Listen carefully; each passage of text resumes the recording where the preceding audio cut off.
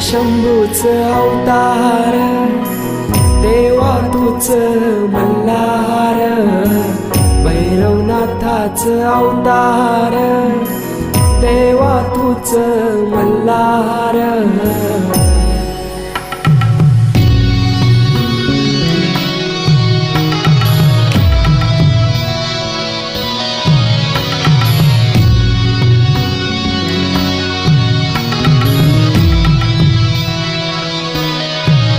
ठेवून बाणाई पहिल्या पायरीला, घेऊन मानसा देवी संगतीला, वध करूनी मनी मल्हार.